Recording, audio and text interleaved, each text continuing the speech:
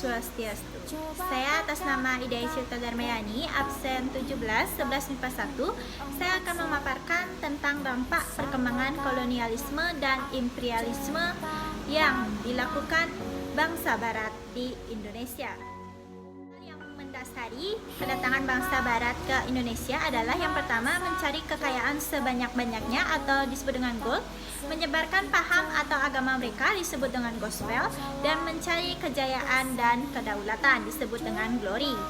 Dengan dasar tersebutlah bangsa-bangsa Barat melakukan kegiatan kolonialisme dan imperialismenya di seluruh penjuru dunia.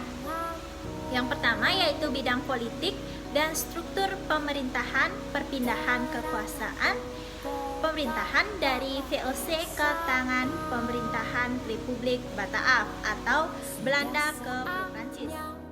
Di bidang sosial, budaya, dan pendidikan, kolonialisme dan imperialisme tentunya akan berdampak dan memengaruhi terhadap hampir semua aspek di wilayah yang menjadi tempat terjadinya praktik kolonialisme dan imperialisme.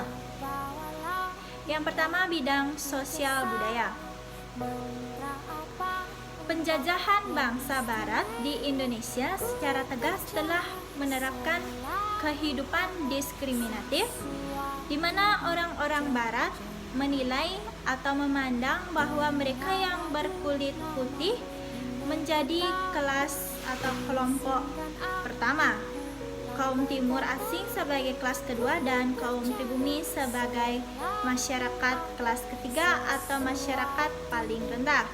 Hal ini membawa konsekuensi bahwa budaya juga dipandang sebagai paling rendah.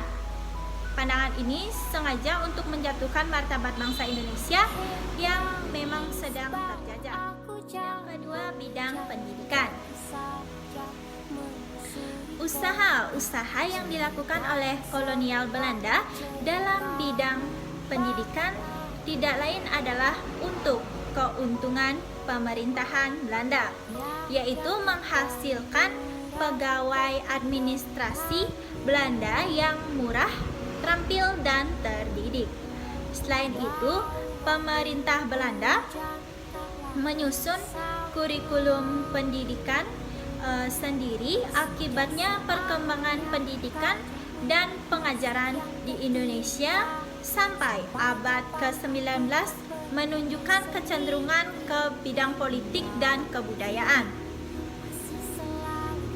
Nilai-nilai baru masyarakat pada masa kolonial melalui pendidikan yaitu terlahir kaum terpelajar yang berfungsi membangun eksistensi dan sekaligus mewujudkan keberadaan bangsa Indonesia sebagai sebuah bangsa yang berdaulat.